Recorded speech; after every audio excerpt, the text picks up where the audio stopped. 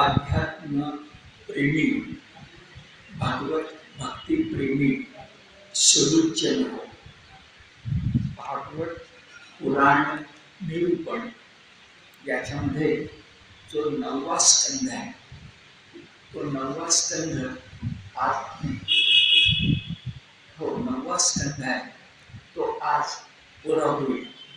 आणि 10व्या स्कंधाला जो भागवताचं हृदय आहे, भगवान श्रीकृष्णाचा स्कंध आहे, त्याला आपण पुढच्या शनिवारपासून सुरुवात करू. आता हा जो 9वा स्कंध आहे, याच्यामध्ये गेल्या खेपेला आपण एका गाजलेल्या कथेपाशी आलो होतो. ती कथा म्हणजे ययातीची कथा. मी थोडं बाहेर जाऊन ययाती श्री विश खांडेकरांची कादंबरी किंवा गिरीश कर्नाड यांचं नाटक याबद्दल पण माहिती दिली होती. कारण ययाती हे पात्र भागवतातलं अत्यंत महत्वाचं. एखादा कर्तृत्ववान पुरुष सुद्धा जर वासनांचा बळी झाला तर त्याचं कर्तृत्व कसं मातीमोल होतं, असा सावधगिरीचा इशारा देणारं हे ययातीचं कथानक आहे. हे सगळं आपण गेल्या खेपेला बोललो. आणि या ययातीच्या 2 पत्नी, एक शुक्राचार्यांची मुलगी ऋषी कन्या देवयानी आणि दुसरी असुराधिपती वृषपर्वा याची मुलगी शर्मिष्ठा. देवयानी आणि शर्मिष्ठा या दोन्ही ययातीच्या पत्नी आहेत, राण्या आहेत. दोन्हींची घराणी वेगवेगळ्या प्रकारची आहे. एकीचं ऋषिकुळ म्हणजे ब्रह्मकुळ आहे, तर एकीचं क्षत्रिय कुळ आहे. आणि असं असूनही त्या दोघींचा विवाह एका क्षत्रियाशी कसा झाला असा प्रश्न परीक्षितीने विचारला होता. त्याचं उत्तर शुकाचार्यांनी दिलं होतं. आणि बोलता बोलता मी तुम्हाला जर विचारायला प्रवृत्त केलं होतं की संकर न होता संगम जर होत असेल, संकर न होता संगम जर होत असेल, तर आपला हिंदू धर्म जातीपातीमध्ये जो विभागला गेलाय, तो निश्चितपणे जातीपाती विरहित असा होऊ शकेल. आणि अगदी आगरकरांच्या पासून सावरकरांच्या पासून जे हिंदू धर्मीयांच्या एकजुटीचं स्वप्न पाहिलं गेलं, तेही होऊ शकेल. हा विचार जाता जाता मी जो सांगितला होता, त्याच्यावर जरा तुम्ही विचार करा. त्याला एकच एक बाजू नाही, त्याच्यामध्ये अडचणी आहेत, त्याच्यामध्ये धोके आहेत, सगळं आहे. पण आपल्याला हिंदूंना जर एकत्र यायचं असेल तर वर्ण व्यवस्था चालेल, जाती व्यवस्था चालणार नाही. हे एकदा आपल्या सगळ्यांना विचारपूर्वक ठामपणे ठरवावं लागेल. हा विषय जो बोललो होतो तो पुन्हा एकदा मी आता तुम्हाला सांगितला. कारण भागवताचा निरूपणकार म्हणून सत्यस्थितीचा विचार करताना या भारत देशाचे एक डोळस नागरिक म्हणून मला काही सांगावंसं वाटतं, ते मी तुम्हाला सांगितलं. आता या ज्या दोघी आहेत, देवयानी आणि शर्मिष्ठा, यांची वय पण सारखी आहे. दोघीही तुलनेनं उच्च कुळामधल्याच आहे. घरी संपत्ती पण आहे, संस्कृती पण आहे. दोघीही लाडा कोकणामध्ये वाढलेली आहे. दोघींची रुची अभिरुची सुद्धा एकसारखी असण्याची शक्यता आहे आणि दोघी एकमेकीच्या जीवाभावाच्या मैत्रिणी आहेत. पण काय घडतं बघा, त्यातली जी शर्मिष्ठा आहे ती मानवी स्वभावाची आहे, जी देवयानी आहे ती पण मानवी स्वभावाची आहे. पण त्या मानवी स्वभावामध्ये अहंकार मिसळलेला आहे. त्यामुळे शर्मिष्ठेपेक्षा देवयानीच्या वागण्याची पद्धत काही वेगळी आहे. पण दोघी जीवाभावाच्या मैत्रिणी.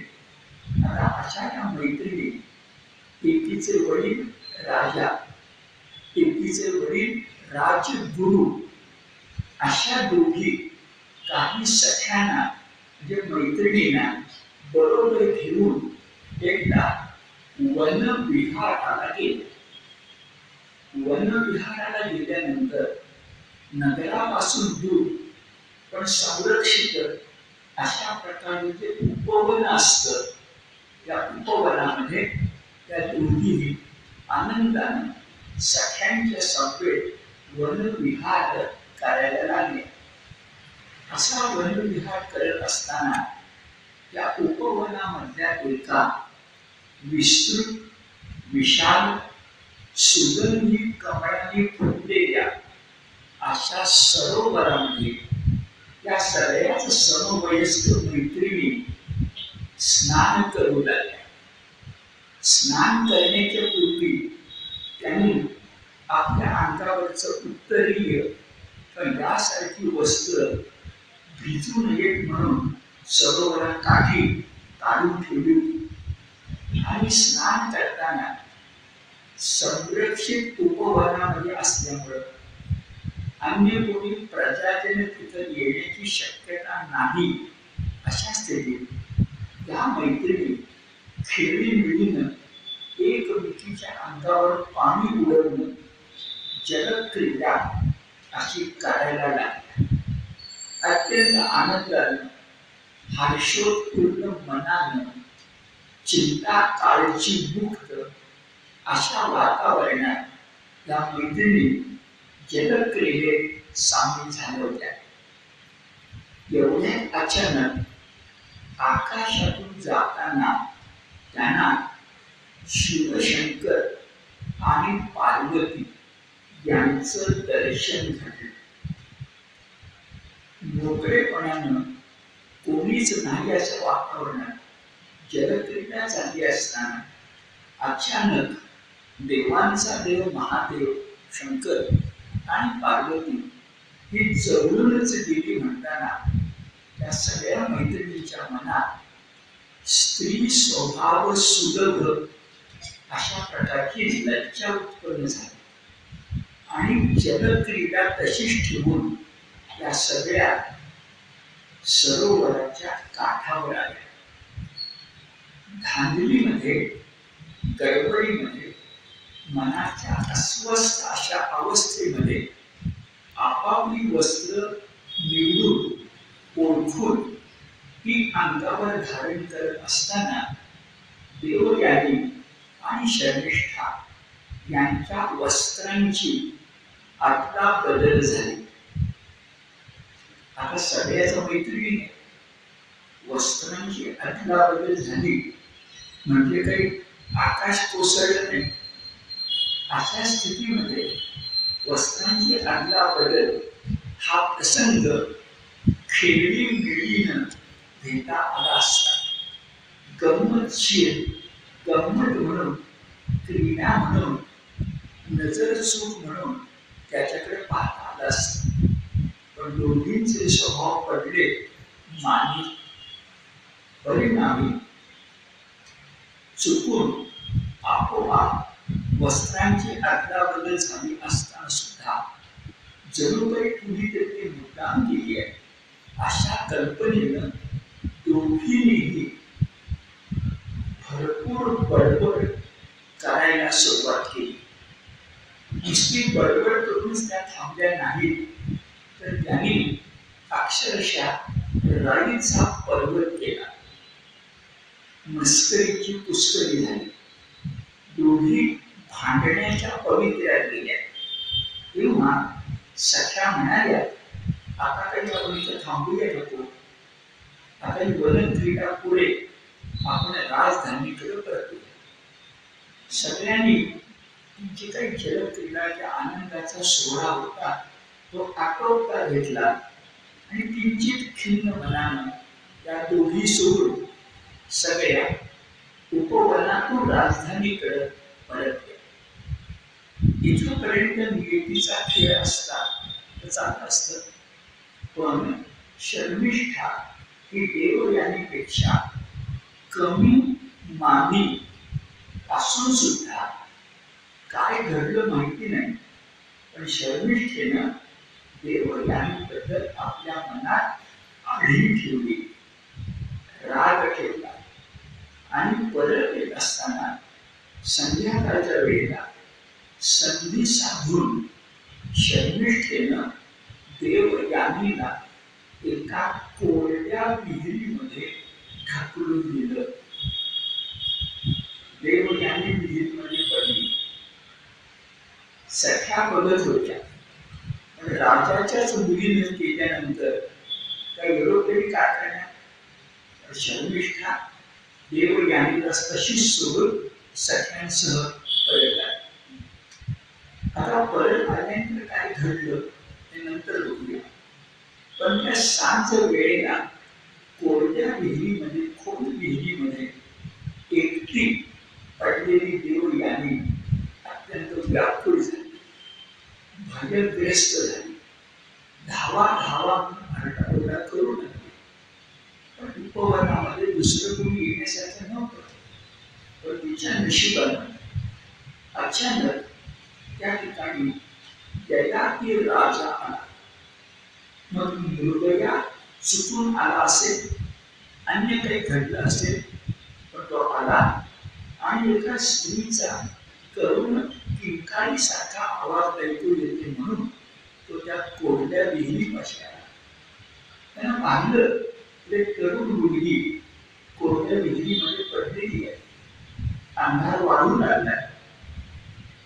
उपवन आहे त्यामुळे श्वापदांची भीती नाही आहे, पण सर्वाधिक गोष्टींची भीती असू शकते. अशा स्थितीत व्यक्ती काय करणार. मुलगा तिच्या मनात निश्चितपणे तिच्याबद्दल करुणा भाव निर्माण झाला. तो खाली वाकला आणि तिला म्हणाला, अजिबात घाबरू नकोस, माझ्या हातामध्ये हात दे,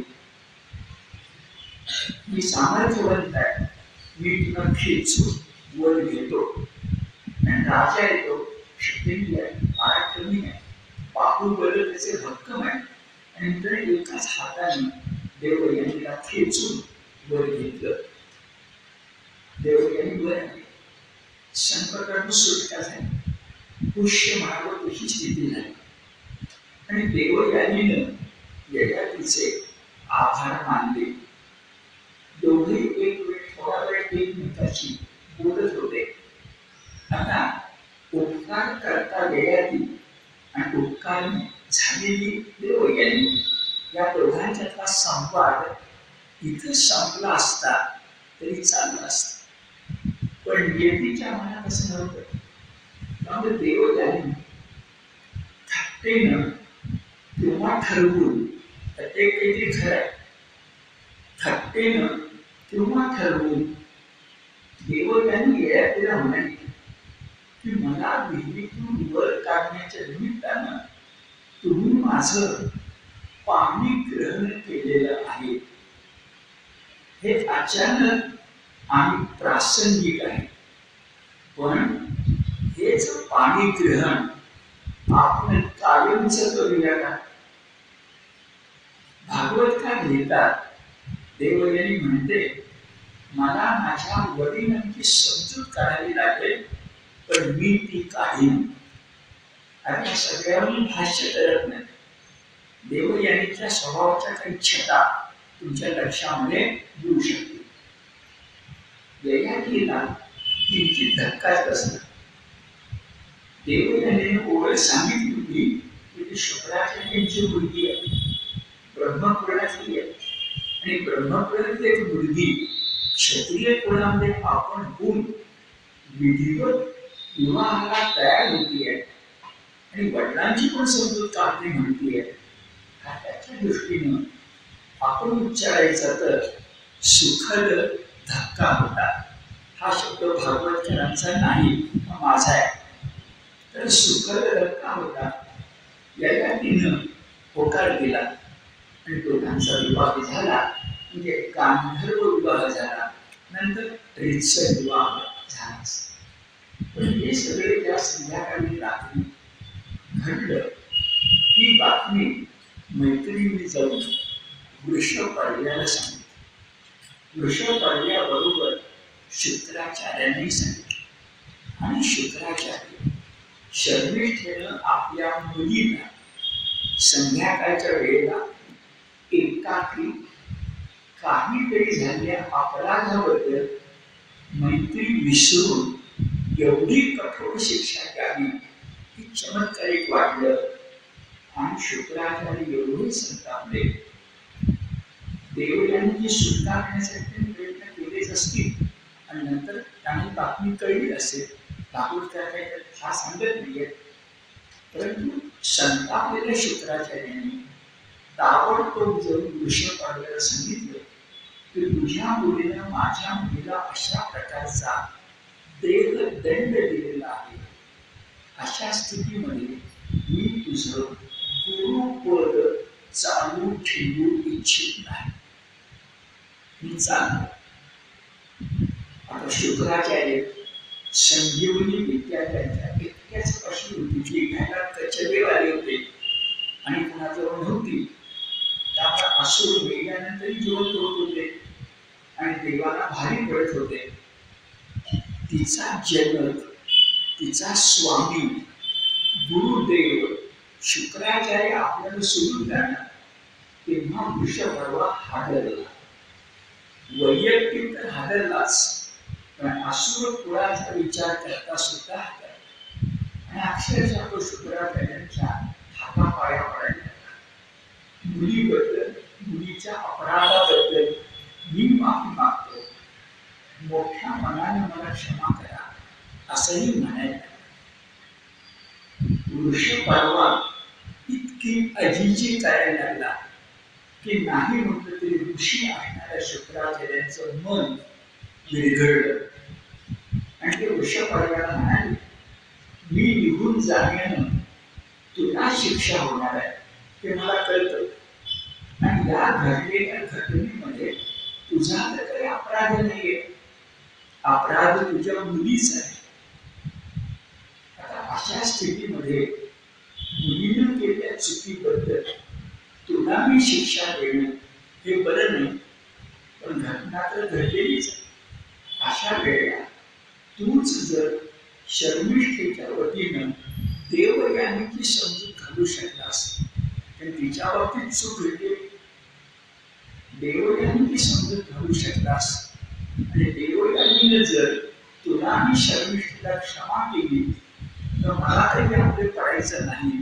मी पहिल्यासारखा तुझा गुरु म्हणून राहील. मी तिचा खेळ बघा. आता वृषपर्व्यासमोर काय उभा, वयानं लहान, मुलीची मैत्रिणी, ऋषींची कन्या, अशीची देवयानी आहे. तिच्यावर नाही म्हटलं तरी तिच्या बाबतीत चूक झालेलीच आहे. ती चूक सांगून माफी मागणं आवश्यक आहे. म्हणून स्वतः वृषपर्वा देवयानीमध्ये काही काळ केला. देवयानीकडे आला आणि म्हणाला, तू मोठं मन कर, माझ्या मुलीनं चूक तर केलेलीच आहे, पण इतकी वर्ष तू तुझे वडील असुर कुळाची संरक्षक ढाल म्हणून राहिला आहे. अशा स्थितीमध्ये तुझे वडील आम्हाला सोडून जाणार नाहीत एवढं बघ. म्हणजे तू मोठ्या मनानं शर्मिष्ठेला क्षमा कर. देवयानीनं क्षमा केली.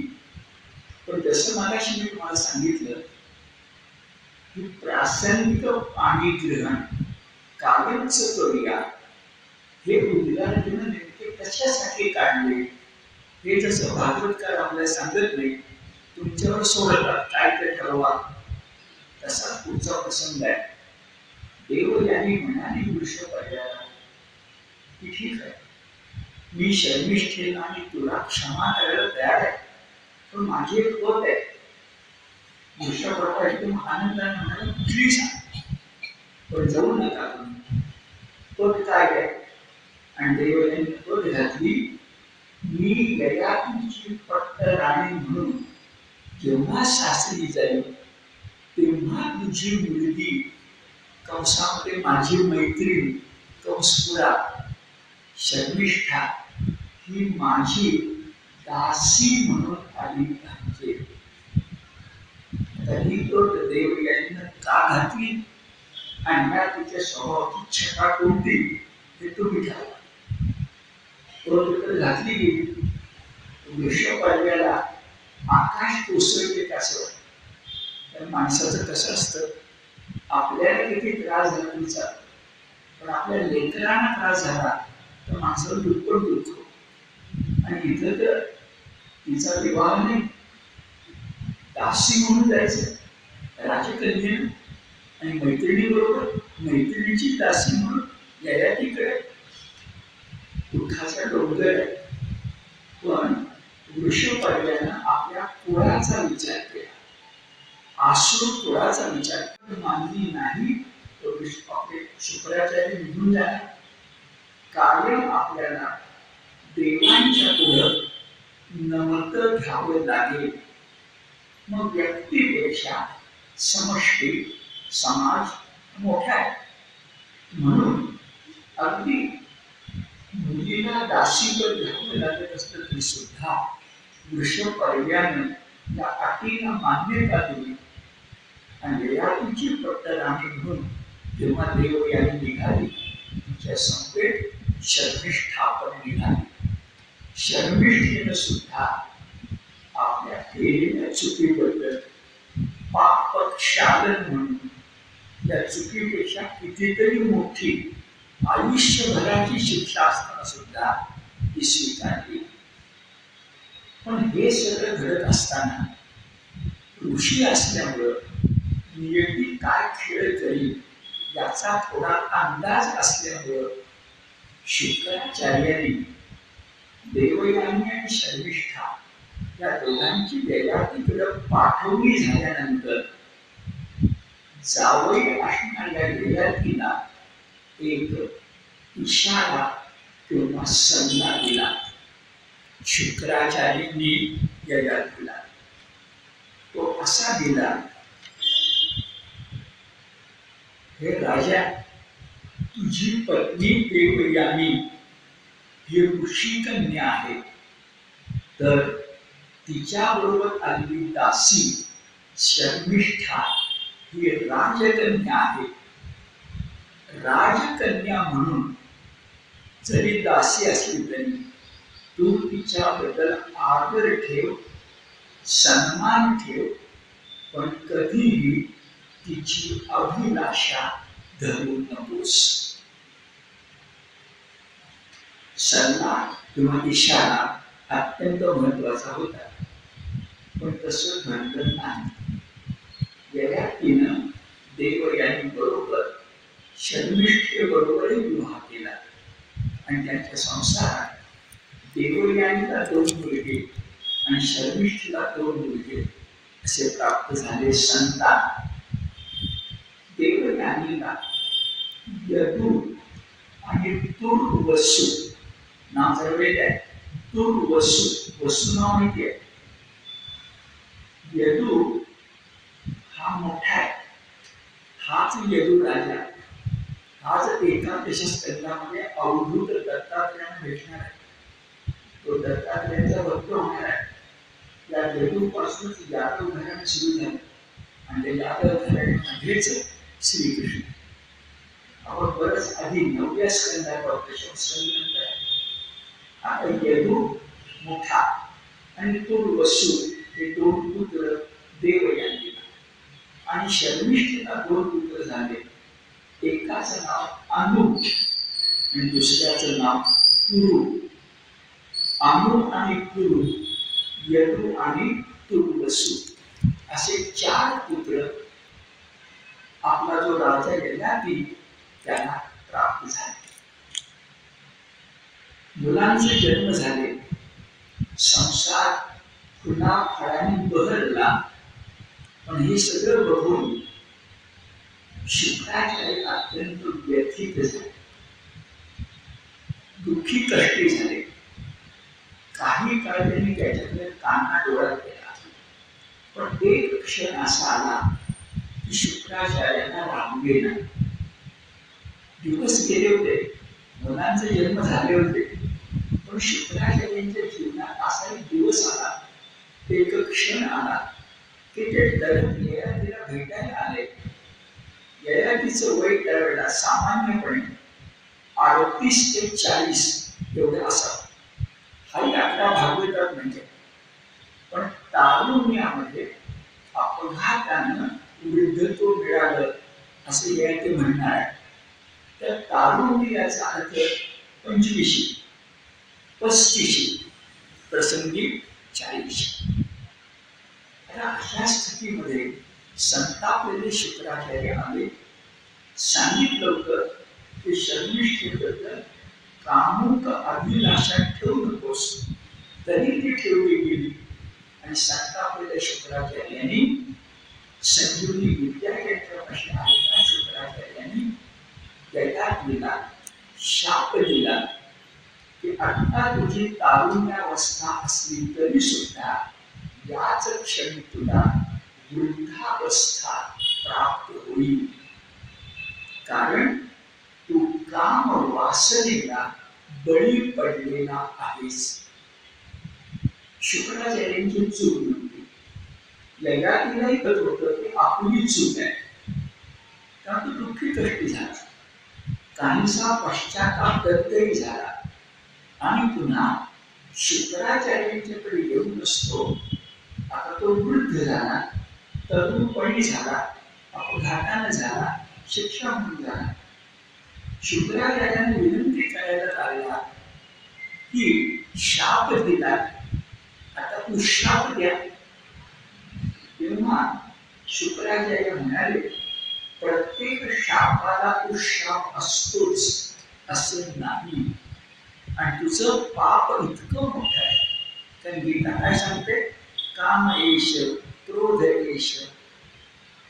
काम आणि क्रोध असे चित्र आहे, आणि त्यात काम, ह्या पापाला क्षमा नाही, त्यात शाप नाही. आता भागवताचा ग्रंथोदय किती छान बघा. तो म्हणाला, बरोबर आहे तुमचं, पण परंपरा सांगते की जावई हा मुलासारखा असतो.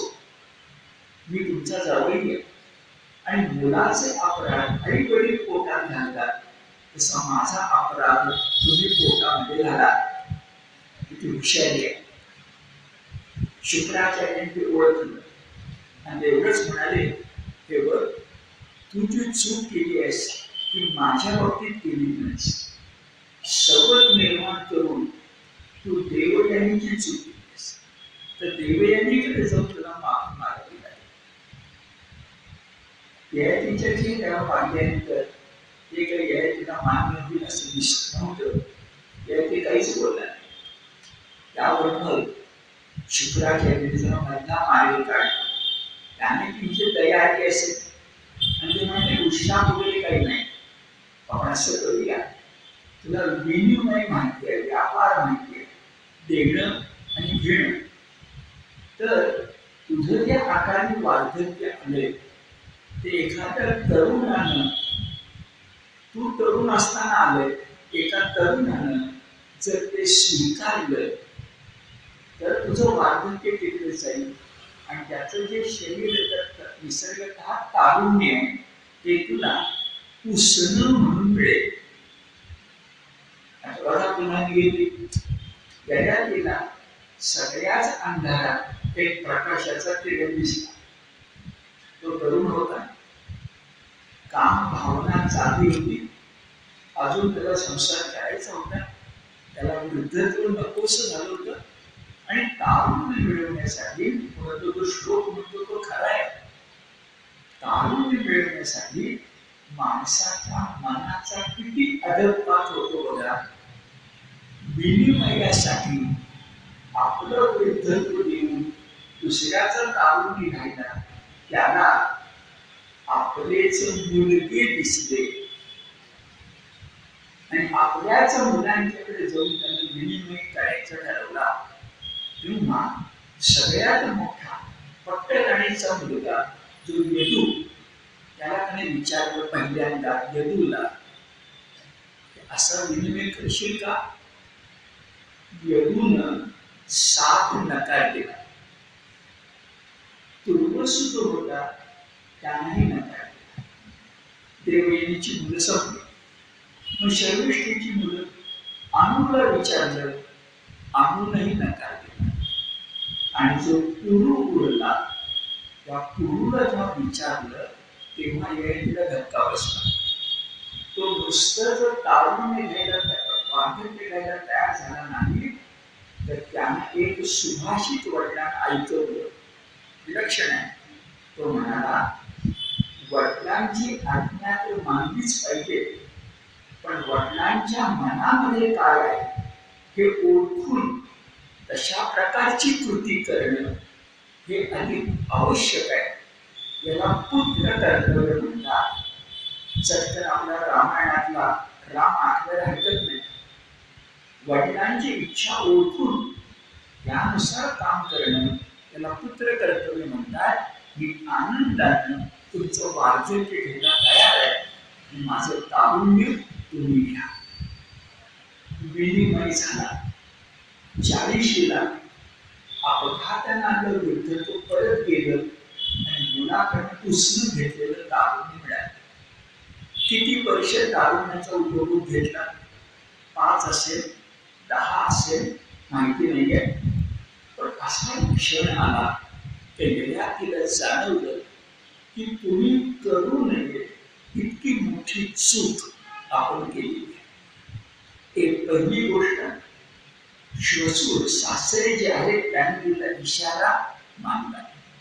दुसरी गोष्ट, धर्मपत्नी देवयानीशी वंचना केली. तिसरी गोष्ट, शर्मिष्ठा दासी म्हणजे आश्रयासाठी आपल्याकडे आली असताना तिला पत्नी बदलून तिला फसवलं. आणि चौथी गोष्ट, आपल्याच मुलाकडून तारुण्य मागून घेतलं. आपण अधमाधम आहोत, नुसते अधम नाही, अधमाधम आहोत. आणि पुढची वर्ष ययातीची अत्यंत दुःखाची. आता पुन्हा विनिमय करण्याची शक्ती त्यांच्यापाशी. डोळ्यादेखत आपला मुलगा वृद्ध झाला आणि डोळ्यादेखत त्याच्या आपण तरुण आहोत. हे अतिशय दुःख ययातीला जाणवायला लागलं. आणि भागवतकार ययातीच्या मुखानं तुम्हाला मला सगळ्यांना कायमचा एक संदेश देतात. इसवी सन पूर्व 1000 तो संदेश सांगितलेला आहे की 1000 वर्ष, आताची 2000 वर्ष, एकूण 3000 वर्ष आणि 3 दशकाला पुढची 30,000 वर्ष. जोपर्यंत मानव मात्र जिवंत आहे तोपर्यंत या त्याच्या श्लोकाला कुठल्याही प्रकारचं बाधा येण्याची शक्यता नाही. दैत्यात प्रथम बघूया आणि मग तो गाजलेला श्लोक बघूया. दैत्यामध्ये म्हटलंय, माणसाला सुख, आनंद, समाधान नव्हे, सुख, आनंद, कामना, त्याचं रूप, वासना यांच्यापासून मिळणारा आनंद हा कधीही पुरा होणारा नसतो. पुण्याप्रमाणे तर समोरच्या अग्निकुंडात तो अग्नी विझावा म्हणून तुम्ही जितक्या वेळा आहुती टाकाल तितक्या वेळेला तो अग्नी विझणार नाही, अधिकच प्रज्वलित होणार. दुसरं उदाहरण नाही. अग्नी म्हणजे अग्नीप्रमाणेच माणसाच्या देहामध्ये या 5 इंद्रियांनी आणलेल्या भावना रूप वासना आहे, त्याच्यामध्ये काम वासना ही सगळ्यात वाईट आहे. त्याला बाहेर जाऊन तुम्हाला मी सांगतो, एकनाथांची अत्यंत गाजलेली भारूड आहे. त्याच्यामध्ये एक भारूड खूप गाजलेलं आहे. त्याची सुरुवात अशी ही थट्टा भल्या भल्या असं लाविलं बट्टा अशी. चटकन आपल्याला थट्टा म्हणजे थट्टा मस्करी वाटतं, पण ते थट्टा मस्करी नाहीये, ती काम वासना. तिने कोणाकोणाला छळलं, मग इंद्र असेल, चंद्र असेल. इंद्र आणि अहिल्याची गोष्ट तुम्हाला माहिती आहे. चंद्राची लक्षात घ्या, त्यानं आपल्या गुरु पत्नीबद्दल अभिलाषा केली अशी यादी दिली आहे. आणि अशी जी थट्टा भल्या भल्या असं लावलं पट्टा असं सांगताय संकटनाथ एक अप्रतिम भारूड. दुसरी त्यांचं याच विषयावरचं भारूड आहे, त्याचं नाव आहे एडका मदन. एडका म्हणजे मेंढा किंवा बोकड असा जो कोणी असतो, शिंग असणारा, ताकदवान, भिंतीला टक्कर देणारा, तो एडका. तो एडका कोण आहे? मदन आहे. आणि या मदन एडक्यानं एकदा टक्कर दिली तर भले भले कोसळतात इंद्र चंद्रापासून असं सांगितलं. आणि पुढचा ऐका, हा महत्वाचा आहे. एकनाथ म्हणतात, या अशा शब्द उच्चारूया, मस्तवान एडक्याची 2 शिंग धरून फरफटत मिळून त्याला गुरु चरणावर घालण्याचं काम एकानंच केलं, आणि त्याचं नाव शुकाचार्य. व्यासांचा पुत्र, व्यासांच्या पेक्षाही वैराग्यशील. ही गाजलेली कथा तुम्हाला माहिती असेल. स्त्रिया लाजल्या कुणाला? व्यासाना. आणि लाजल्या नाही तरुण शुकाचार्य. या शुकाचार्यांनी गुरु चरणावर त्या एडक्याला नेऊन घातलं. हे नाथांचं सांगणं फार महत्वाचं. मानवी जीवनामध्ये काम भावना ही काही संसारात, पण काम वासना फक्त एकाच गोष्टीने नष्ट होते, ती म्हणजे अध्यात्म. गुरु भक्ती, गुरु सेवा, अन्य कशानंही नाही. ब्रह्मविद्या, आत्मविद्या, गुरुविद्या, गुरु किल्ली ही जर मिळाली तरच फक्त काम भावना नष्ट होऊ शकते. त्याचं जिवंत जागतं उदाहरण म्हणजे शुकाचार्य, भागवताचे वक्ते. आता या यातीनं काय म्हटलं? आता सांगितलं, हो अग्नी भिजवायला जल आणावं लागतं. ते जल म्हणजे आत्मविद्या, ते जल म्हणजे अध्यात्म. त्यानं अग्नी विझण्याची शक्यता आहे. कारण पुढं मी विश्वामित्राचं उदाहरण तुम्हाला सांगणार आहे. मी शक्यता म्हणतोय, अग्नी विझण्याची शक्यता आहे जलानं. पण जल ऐवजी जर तुम्ही संविधा घालत गेला तर अग्नी कधी विझणार नाही, तर काम भावना ही कधीही तुमच्या ताब्यात राहणार नाही. अत्यंत गाजलेला संस्कृत श्लोक हा भागवतात. न जातु कामा कामानां उपभोगेन शाम्यति हविषा कृष्ण वर्तमैव भूयः एव अभिवर्धते. अर्थ असा, न जातु कामाः कामानां. कामानां म्हणजे काम लंपट माणसांचा. काम म्हणजे काम वासना. जातू म्हणजे जन्मासाठी काय करायची आहे? शाम्यती, शांत करायची आहे. कशाने शांत होणार नाही? उपभोगेन. असं घडेल का? जरा आपण उदाहरण घेऊया. आपल्याला भूक लागली, आपण जेवायला बसलो, अत्यंत सुग्रास भोजन आहे, आपण भोजन केलं, ढेकर आल्यानंतर सुद्धा भोजन केलं, ठरवून भोजन केलं, पैस म्हणून भोजन केलं. जुन्या काळामध्ये होतं जिरग्या 40 खान वगैरे वगैरे, आता काय प्रकार नाहीये, आता पृथ्वी तुम्हाला माहितीच आहे. अशा स्थितीमध्ये पैसेने जेवण केलं, एक क्षण असा येतो की ओखाली येते आणि तेच जीवन नकोस वाटत, नकोस वाटत. हे जीवन ही जी भावना किंवा वासना आहे, जी शरीराला अत्यंत आवश्यक आहे, याशिवाय आपण जगू शकत नाही. तिला सुद्धा शेवट आहे, पण जिला शेवट नाही ती आहे माणसाच्या मनात असलेली पण न दिसणारी काम वासना. आपार विरुद्धांना ती छळते. विश्वामित्रांचे उदाहरण एका संदर्भामध्ये घेऊ. म्हणून म्हटलं न जातु कामा कामानां उपभोगेन शाम्यति हविषा कृष्ण वर्तमैव. अरे छान शब्द आहे. कृष्ण वर्तम म्हणजे अग्नी. त्याला कृष्ण का म्हटलं? तर आग तुम्हाला तांबूस अशी दिसते, पण वर जाणारा धूर काळा दिसतो.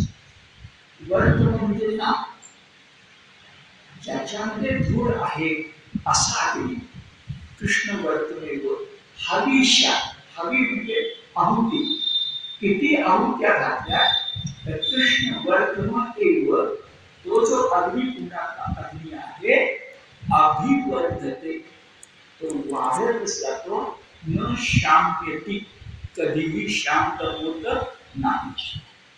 एवढंच नव्हे, त्याला आणखी एक दृष्टांत दिला. आता भागवत ही गीतेवर अवलंबून आहे अशी जी आपली भूमिका आहे, म्हणून आपण म्हणतो गीतानुसारी भागवत. ते दाखवतं. आताचा श्लोक अत्यंत गाजलेला आहे, कुठेही सुभाषित म्हणून तुम्हाला तो मिळू शकेल, पण पुढचा महत्वाचा तो असा: यदा कुरुते काम भावम सर्वभूतेषु अमंगलम. सर्वभूत मात्रांच्या मध्ये, सर्वभूत मात्रांच्या मध्ये अत्यंत अमंगल, ओंगळवाणा, लाजीरवाणा, फेकून द्यायच्या योग्यतेचा जो काम आहे, काम वासना, ती नष्ट करण्याचा मार्ग कुठला? समदृष्टे तथा पुंसः सर्व सुखमय दिशाः. पुंसः म्हणजे पुरुष, स्त्री पुरुष.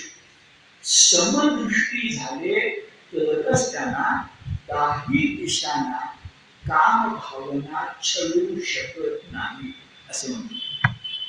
आता या वाक्याच्या वचनामध्ये भगवद्गीता आहे.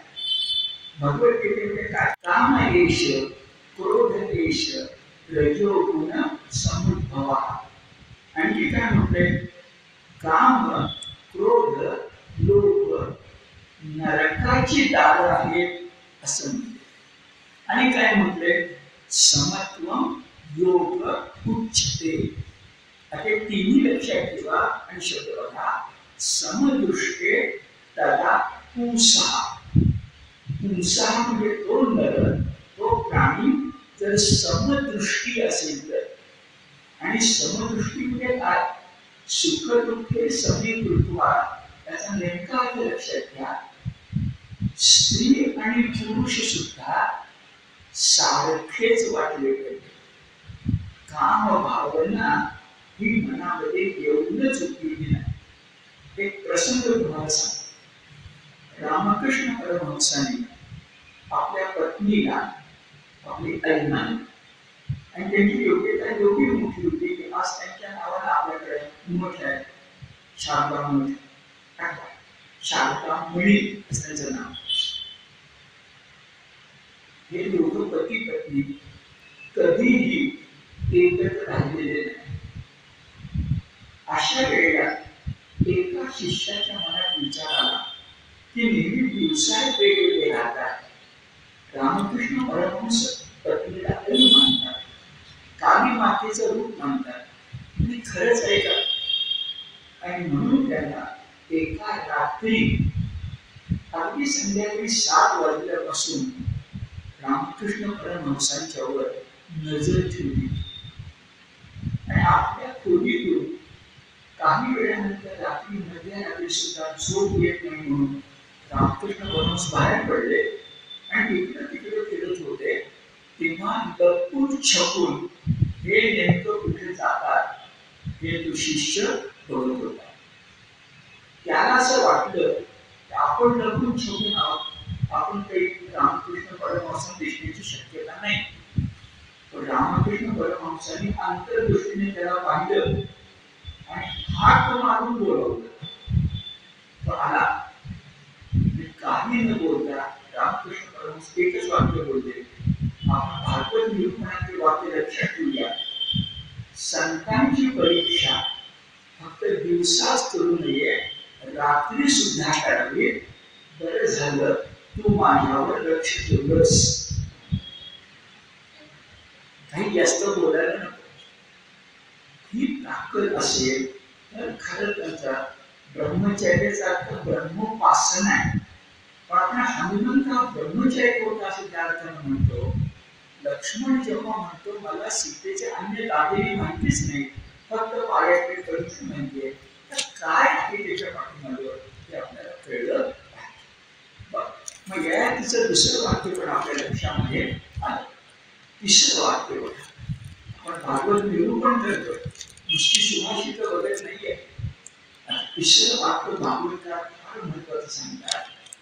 अहो ही काम भावना नव्हे, काम वासना सामान्य माणसाला तर छळतेच. अशी थट्टा भल्या भल्याचं लागलं पट्टा. पण ज्यांना पट्टा भावना ते काही सामान्य माणसं आहेत का? इतर ते सांगितलंय. स्वच्छ शब्द वापरलाय विद्वान.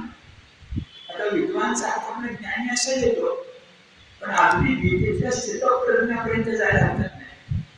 आणि तिथं असं म्हटलंय काम भावनेचा त्रास सामान्यापेक्षा विद्वानांना जास्त असतो. तशी उलटी उलटायला सामान्य परवडले जरा लाज लज्जा तरी ही माणसं फारच मोठी. आधी बोलायला नको. शब्द आहे बलवान इंद्रिय ग्रामो. इंद्रिय म्हणजे आपली आणि ग्रामचा अर्थ वसाहत. आपण ग्रामचा अर्थ काय घेतो? गाव. गाव घेतो ना. ते इंद्रिय गावात राहतात. कुठल्या गावात राहतात? शरीरात. ते इंद्रिय ग्रामो म्हणजे आपलं शरीर. बलवान इंद्रिय ग्रामो. अहो ज्यांच्या इंद्रियांना वासनेनं पछाडलेलं आहे, बलवान म्हणजे अधिक पछाडलेलं आहे, ही काम वासना विद्वांस अपि कर्षति. विद्वानांना सुद्धा आकर्षित करते, म्हणजे बळी घेते. इंद्रिय ग्राम बलवान कुणाचा बळी घेतं? सामान्यांचा घेतला तर ती बातमी नाही. बातमी कुठे आहे? मोठ्यांचं अधोपतन हे फार वाईट आहे. आपल्या सुभाषितात म्हणतात ना, एवढा सूर्य नारायण पण 12 वाजता ताप आपल्याला होतो. मी सुभाषितात म्हटलंय अत्युच्ची कधी थोडही बिघडतो, हा बोधक आहे खरा. आता इथंच विश्वामित्राचं उदाहरण मला माहिती आहे, ते जरा आपण बघून टाकूया. कोण विश्वामित्र? मुळात राजर्षी, त्याचा ब्रह्मर्षी झाला. आणि कोण? गायत्री मंत्र सगळ्यात मोठा मंत्र आहे, त्याचा तो द्रष्टा आहे. त्याला तो मंत्र स्फुरलेला आहे. हा किती ताकदवान, तर त्यानं प्रतिसृष्टी निर्माण केली. त्रिशंकू नावाच्या राजाला सदैव स्वर्गात पाठवतो म्हणून प्रयत्न केला.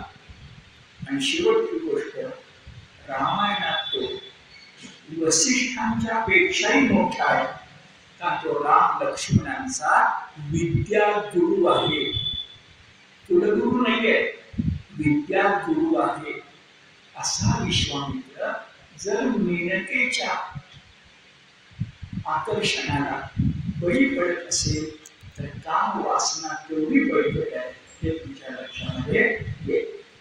जे मुख्य बोलायचं होतं ते ययातीची कथा आणि ज्याचं मला निरूपण करून तुमच्या समोर भागवताचा संदेश ठेवायचा.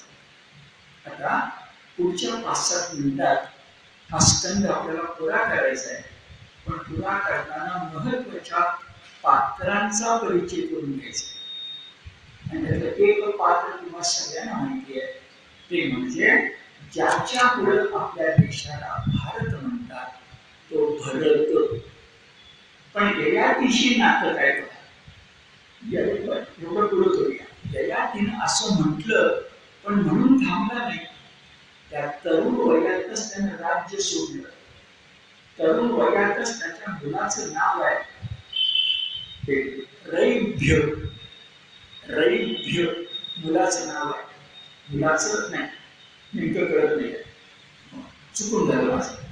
त्यानं पुरुकडं, आता त्याला वृद्धत्व आलं होतं, पण त्या पुरुकडं आपला राज्य कारभार सोडवला, वनात केला. म्हटलं तर तरुणपणी, म्हटलं तर वनामध्ये राहून भक्ती करून, जसं पुढे आपल्याला पुरुरवा भेटणार आहे, पुरुरवा, तसंच ययातीनं मोक्ष मिळवला.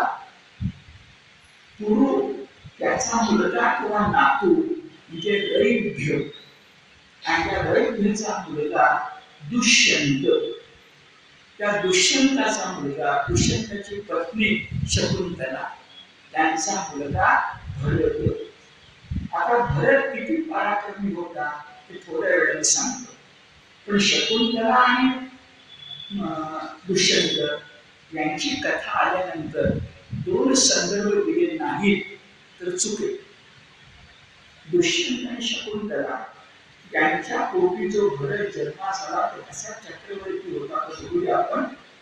पण दुष्यंत आणि शकुंतला यांच्या भागवतातल्याच कथेवर कवी कुलगुरू कालिदासाने शाकुंतल नाटक लिहिलेलं आहे.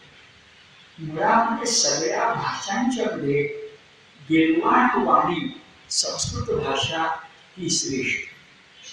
या संस्कृत भाषेनंतर वाङ्मय श्रेष्ठ, त्याच्यानंतर नाटक श्रेष्ठ, नाटकामध्ये शाकुंतल श्रेष्ठ, शाकुंतलामध्ये 4था अंक श्रेष्ठ, आणि 4थ्या अंकाचा 4था श्लोक श्रेष्ठ. काय काय झालं बघा. काय येतो श्लोक? तो श्लोक आहे, कण्व ऋषींनी आपल्या मानलेल्या मुलीला म्हणजे शकुंतलेला सासरी पाठवणी केलेली आहे. सासरी पाठवणी मानलेल्या मुलीची करताना ऋषी असणाऱ्या कण्वांच्या डोळ्यात अश्रू येत असतील तर काळजाचा धड असणारी आपली मुलगी सासरी जात असताना जन्मदात्या मात्या पित्याला काय दुःख होत असेल हे कालिदासाने एका सुंदर ओळीमध्ये टिपलंय. अर्थो ही कन्या परकीय एव. मुलीच्या जन्मापासूनच पक्क मानायचं असतं की मुलगी ही भारतीय परंपरेत निश्चितपणे वाढवायची आपण आहे, पण विश्वस्त म्हणून ते धन दुसऱ्याच आहे तिथं सोपवायचंय. आता तसं आहे म्हणून 2 घरं उभी राहतात, सासर आणि माहेर, आणि 2 घरं उभी राहतात म्हणून देश उभा राहतात. हे जर आपण लक्षामध्ये घेतलं, अर्थो ही कन्या परकीय एव, हे शाकुंतलातलं वचन अमर सुभाषित आहे. मराठीतले एक मोठे कवी, ते कवी ऐकण्यापेक्षा अन्य सामर्थ्य तुम्हाला माहिती पुण्यात होते ते, त्यांचं नाव आता मसा परिषदेच्या सभागृहात दिलेलं आहे, ते माधवराव पटवर्धन. त्यांचं कवितेचं नाव माधव जुलियन. फार मोठ्या ताकदीचा कवी. किती बरं? मर्ढेकर, विंदा करंदीकर मध्ये माधव जुलियन. त्यांनी एक अप्रतिम कविता लिहिली आहे, ती याच विषय, अर्थो ही कन्या परतीये. मला कॉलेजच्या पहिल्या वर्षाला 1960-61 मध्ये ती कविता होती आणि ती कविता आजही मला विसरता येत नाही. आणि तिसरी कविता आपल्या सगळ्यांना माहिती आहे, गंगा यमुना डोळ्यात उभ्या खा. कवी आहे कवी मांडुरकर. हे शाकुंतल नाटक भारतीयांना मोह घालील तर शंकाच नाही, पण ते जर्मन पंडित आणि जर्मन कवी जो गट्टे म्हणून होता, संस्कृत पंडित होता, तो ह्या श्लोकापाशी आला आणि शाकुंतल नाटकावर त्याचं इतकं प्रेम बसलं, अक्षरशः डोक्यावर घेऊन तो घरात नाचायला लागला. तुम्हाला युरेका युरेका गोष्ट माहिती आहे? तसा आहे. असा हा भरत. भरत कसा होता तर जन्मापासूनच तो पराक्रम. जसं तुम्ही अलीकडे छावा बघितला आणि संभाजी महाराज सिंहाशी लढले, ही दंतकथा नाही, ती सत्य कथा वाटावी. वाघ आणि सिंहाला संभाजी महाराजांनी खरोखरच दाताला धरून फाटला असेल ही शक्यता दाट आहे. ते तेवढे ताकदवान होतेच आणि मनाने बळकट होते, म्हणून 40 दिवस अन्याय सहन करू शकले, शारीरिक हाल सहन करू शकले. तसाच भरत आहे. आपले जसे संभाजी महाराज आहेत तसाच आपल्या इतिहासामध्ये भरत आहे. आपल्या देशाला नाव इंडिया ठेवलं तर इंग्रजांनी, त्याचं नाव हिंदुस्थान ठेवलं असतं तर काही चुकलं नसतं. तो पाकिस्तान आणि हा हिंदुस्थान. पण या आपल्या पूर्वजांना हिंदुस्थान नाव नको वाटलं, त्यांनी भारत नाव ठेवलं. हे सुद्धा त्यातल्या त्यात चांगलं आहे. कारण भरत हा खरा पराक्रम. बालपणापासून तो सिंहाच्या छाव्याशी खेळत होता आणि मोठेपणी तो प्रत्यक्ष सिंहाशी खेळत होता. वर्णन भागवतकार करतायत त्याच्या उजव्या, हे फार महत्वाचं आहे, भागवतकार वर्णन करतायत त्याच्या उजव्या हातावर चक्र होतं, म्हणजे सुदर्शन चक्र होतं, आणि त्याच्या दोन्ही पायावर चरणावर कमळाच्या खुणा होत्या. असा जन्मजात चक्रवर्ती असणारा, जन्मजात सम्राट असणारा आपला पूर्वज आहे. त्याचं नाव भरत आणि त्याच्यावरून त्याला भारत असं म्हणतात. खुद्द भागवतकार सांगतात की भरताच्या नावानं भरतखंड ओळखला जातो. भागवताच्या काळातली आहे, असं नाही आहे. पण का बरं इतके राजे आपल्याकडे झाले, त्या भारताच्या नावानंच भरतखंड का? तर भागवतकारांची साक्ष बघा. भरतस्य महत् कर्म न पूर्वे न अपरे नृपाः. अनेक राजे होऊन गेले, पण पूर्वी किंवा पुढं असा पराक्रम भारतासारखा कोणी करू शकणार नाही. और राजेच कशाला? नैव आपुर्नैव प्राप्स्यन्ति बाहुभ्यां त्रिदिवं यथा. अहो, भारताच्या बाहुबलावर राजे तर सोडाच, पण जे त्रिदेव आहेत, जे ब्रह्मा विष्णू महेश, ते सुद्धा भारताच्या बाहुबलावर कमी पडतील. त्याच्यासारखा पराक्रम न पूर्वे न अपरे, पूर्वी झाला नाही, नंतरही होण्याची शक्यता नाही. त्याच्याविषयी काय काय होतं भागवतकार किती छान सांगतात बघा. लोकपालाचं ऐश्वर्य होतं, चक्रवर्ती राजाची संपत्ती होती, अकुंठित राज्याधिकार होते, आणि सगळ्यात विशेष त्यानं आपलं जीवन एवढ्या चक्रवर्ती असून सुद्धा हरिमय केलं होतं. तुलनेला एकच व्यक्ती आहे, शिवछत्रपती श्रीमान योगी. असा हा भरत. आता भरताचे पुत्र आहे भक्तीत त्याचं नाव घ्यावंच लागतं, त्याचा उल्लेख करतो आणि 9वा स्कंद संपतो. नाव उच्चारलं की तुमच्या लक्षात येईल त्या भक्ताचं नाव आहे रंतीदेव. आता मी गमत आहे, एका अनुस्वारानं काय फरक पडलाय बघा. रतिदेव म्हटलं तर मदन रती हा कोण आहे? रंतीदेव. अनुस्वाराला महत्व आहेच. सौभाग्यवतीच्या कपाळावरच्या सिंदूर याची जी ताकद आहे तीच ताकद अध्यात्माची. रंतीदेव, आता रंतीदेवाच्या हकीकत ऐका. त्याला भूक लागली असली स्वतःला, अशा वेळेला कोणी मागायला आला तर स्वतः जवळच तो देतच असेल, पण राजा असल्यामुळे अन्य कुणी आणून दिलं तर तेही देतच असेल. त्याला अन्न पाण्याची तहान भूक लागतच नसेल दुसऱ्याला देण्यासाठी, इतकी एकदा तर तो सलग 48 दिवस अन्न आणि पाण्याशिवाय हरी भजन करीत राहिला. कुणाच्या कुळातला? भारताच्या कुळात. कोणत्या वंशातला? सोम म्हणजे चंद्रवंशातला. हा सांगून 9व्या स्कंधाला पूर्ण विराम दिलेला आहे आणि आता जायचंय दशम स्कंधाकडं, जो खरोच भागवताचा काळीज आहे तो म्हणजे आपला भगवान श्रीकृष्ण. त्याच्याकडं येत्या शनिवारी